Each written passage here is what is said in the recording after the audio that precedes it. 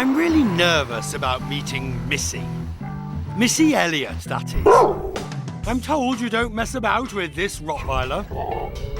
Thankfully, her bark is definitely bigger than her bite, and Missy nestles herself comfortably in my nether regions. It's time to meet her owner, Joss Stone. We've got Missy. Missy, now that's Missy Elliott. That's Missy. Missy She's Elliott. Gorgeous. Yep. And this is Dusty Springfield. Don't you think she looks like Dusty Springfield a little bit? At just 20 years of age, Joss Stone has been nominated for 4 Grammy Awards, and she's sold more than 7.5 million albums worldwide. Did somebody forget to tell this dog it's supposed to be a Rottweiler? I know. You know why she's like this? I taught her with love. The overriding theme of this show is companionship. And for this very modern tale of what it means to have dogs in your life, I've travelled to the rolling hills of the Devonshire English countryside. They love you, and they love you unconditionally. And they don't question every move that you make, and they're just there to give you cuddles. And it's like kind of beautiful. It's like an innocence. It's like they're like children. They don't know who you are, do No, they? and they don't care. And that's the point. Yeah. There are 2 loves in her life, her music and her mutts. These dogs are in an enviable position. They're getting all this attention lavished on them by a celebrity. But of course, they are oblivious, She doesn't listen to me now. behaving just as they would to any owner who loves and cares for them. Joss cares more than most. As she travels the world to perform, her dogs are never far behind. Why'd you take them with you? Because I love them. Because they're my babies. And I know it sounds crazy, but they're my bit of sanity. Ah! You know? Now we're getting to it. They're just my company. They don't know who I am. And they just love you no matter what.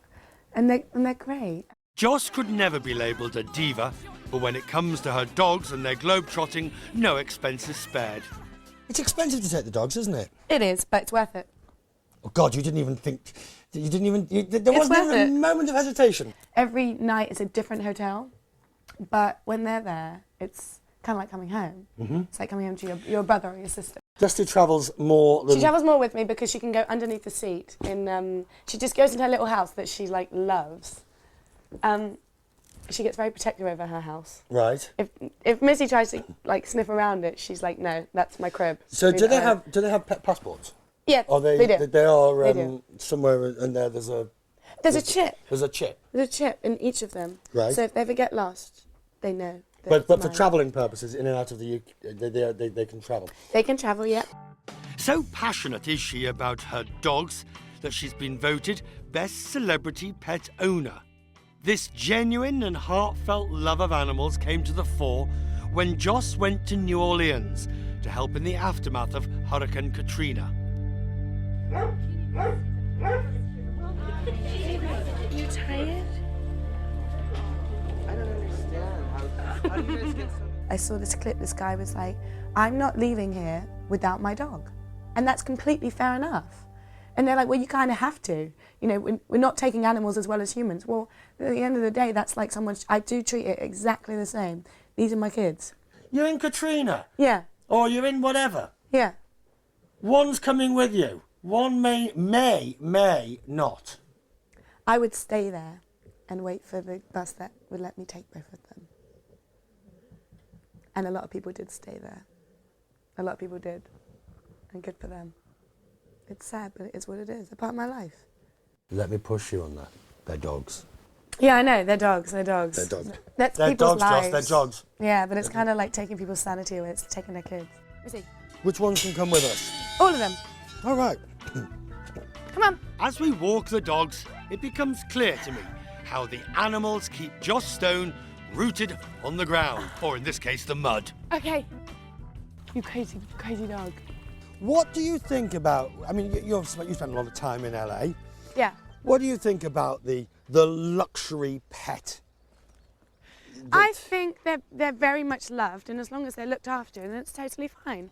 Everybody, you know, treats their animals differently. You know, I'm out here, I'm not going to dress her up in a little dress. But it's fun to, and she loves it. Is it really true that you used to sing to the cows? Yes, I did. It was my best audience. Missy! I would sing anything. I heard you sing Amazing Whatever. Grace. It doesn't, yeah, Amazing Grace. I used to sing a lot of like, Jesus loves me. Oh, yes, he does. Because I watched it on The Bodyguard. You know, I just sing like little things. And the horses too, they like it too. They just like people. Joss Stone has a talent and a voice larger than herself, but to her two dogs it means nothing. From her dogs there'll be no award to go in the cupboard or on the mantelpiece. Instead there'll be something far more precious, a lick and a lot of loving. All right, that's wonderful. These are truly her #1 fans. After the break, dog therapy for sick children in Panama. And back with Belle. I give an abandoned dog a taste of the good life in Los Angeles.